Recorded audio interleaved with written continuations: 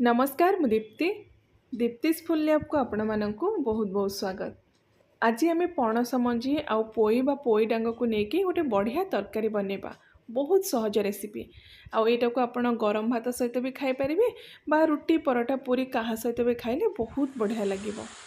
तो स्किप करंतुनी वीडियोटी को पूरा वीडियो को आप देखंतु आउ जति देखि सारला परे आपन को पसंद आसुची रेसिपी प्लीज वीडियो को लाइक आउ शेयर कर दियंतु। तो पणस मंजी आउ पोईर ये जो तरकारी बनवाई आमको किसी बेसिक परिबा दरकार। पणस मंजी आउ पोई तो ये आम निश्चय यूज करवा। तो ये देखो गोटे बड़ बाउल रे गोटे बाउल भरिकी मुझे पणस मंजी आपन को बेसी जदि पसंद थी पणस मंजी तो क्वांटिटी आपण हिसाब से कम बेसी करके नहीं पारे। तो ये जो मंजीटा आम यूज करवा ना जमती ता ऊपर चोपाटा सुखी जाइथिबो सेई टाइप रे आपण मंजी नेबे। तो काटिला बेले कौन हम ना बा चोपा बाहर कला बेले इजिली से चोपाटा बाहरी जीवो। तो पणस मंजी सहित दीटा बड़ साइज्र टमाटो भी नवा एमती आप पाचिला टमाटो बाछिकी नेबे। ता सहित दीटा मीडियम साइज्र आलू आ गोटे बड़ साइज्र बैगण भी नहीं जावा। आउ ये देखु किसी पोई पत्र सहित तार डांगटा भी आम यूज करवा। आउ जो पोई डांगटा आपण नेबे टिके जेमती नरम होइथिबा दरकार। तो पोईर परिमाण भी आपण को पसंद हिसाब रे टेस्ट हिसाब रे आपण कम बेसी करके नहीं पारिबे। तो एबे कौन करवा ना सबू पणस मंजी को एमती दुई दुई फाड़ करके काटिदबा।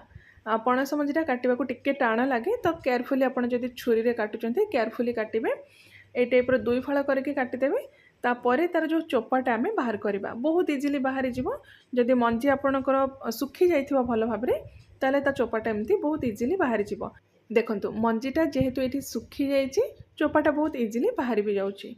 तो ये सबू जो पणस मंजी थिला ताको काटिके तार चोपा सब मु बाहर कर देइची। तो ये सबू को आम एबे साइड रे रखिदबा। आ मसला पे ये देखो मु कौन कौन सब यूज करिछि।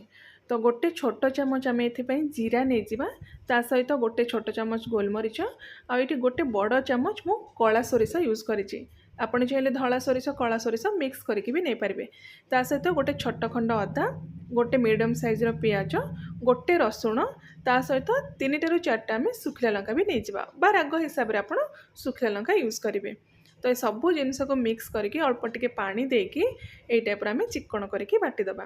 तो ये आम मसला पूरा रेडी हो गला। एबे आम मसला को साइड रखिदबा। नेक्स्ट आम गोटे पैन रे बा गोटे कड़ाई रे 3 ରୁ 4 चामच सोरिष तेल गरम करवा। सोरिष तेल रे ही तरकारी टेस्टा बहुत बढ़िया आसे। तेल गरम हो सारा पर आम ए गोटे बड़ चामच दबा पंच फुटण टिके समय एमती भाजीदब बस 20 ରୁ 30 सेकेंड तापर आप फ्लेम को पूरा लो करदे। देन आम जो मसला बाटिकी रखी थे सब मसला को ये ऐड करदे।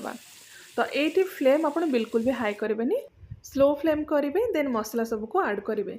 तापर 2टा बड़ साइज्र टमाटो को भी एमती पतला पतला स्लाइस करके काटिकी पकेबा। गोटे छोट चामच लुण ये ऐड कर देछि।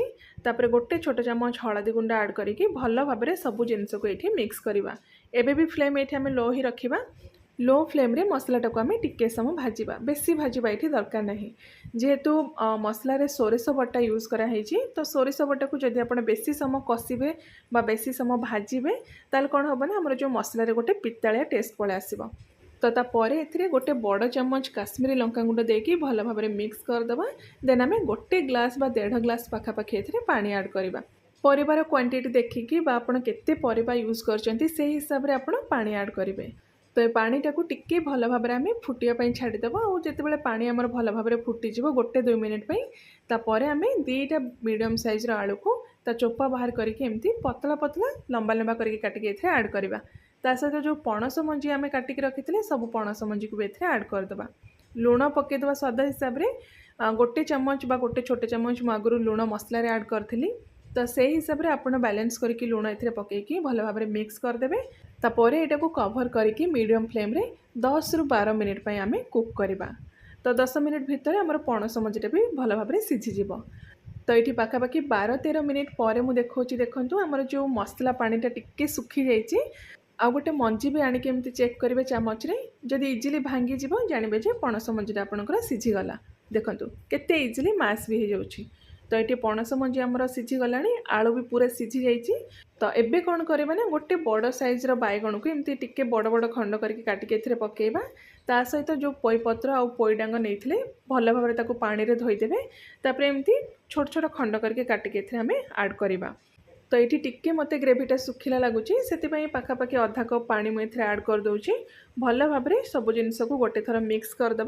एगेन आम ये कभर करके 5 ରୁ 7 मिनिट कुक करवा जमती आमर जो बैगणटा पूरा नरम हो सहित पोई भी पूरा भल भाव में आमर सीझीज। तो 5 ରୁ 7 मिनिट पर ये देखूँ सबू परिवा आमर पूरा बढ़िया से सीझिकी एमती मिक्स हो जाइए। तो ये तरकारी आमर रेडी हो गला। बेसी ग्रेवी मुझे रखिनी टिके लटपटिया टाइप करी आ लास्ट गोटे बड़ साइज्र कंचा लंका को एमती स्लाइस करके पकेबा ता सहित गोटे छोट साइज्र टमाटर सब मंजी बाहर करके एमती पतला पतला स्ट्रिप करके काटिके एथिरे मिक्स करवा। आउ जदि घरे आपणकर बड़ी अच्छी तो अल्प बड़ी को कौन करेंगे ना सोरिष तेल टिके भाजी देवे तापर लास्ट चूरा करके आपण तरकारी मिक्स करदे तो तरकारी टेस्ट पूरा बढ़ी जीव। तो ये आमर गरमा गरम पणस मंजी आ पोई तरकारी पूरा रेडी हो गला। गरम भात रुटी परोटा कहा सहित भी यहाँ खातु बहुत बढ़िया लगे। आउ जदि पणस मंजी आपण घरे अच्छी तो निश्चय रेसिपीटा को ट्राए करूँ केमती लगे आपणकर मतामत मो सहित शेयर करूँ। तो मु आउ थे आप समस्त गोटे बहुत ही बढ़िया नुआ रेसिपी नहीं आसबि। Till then take care and bye bye.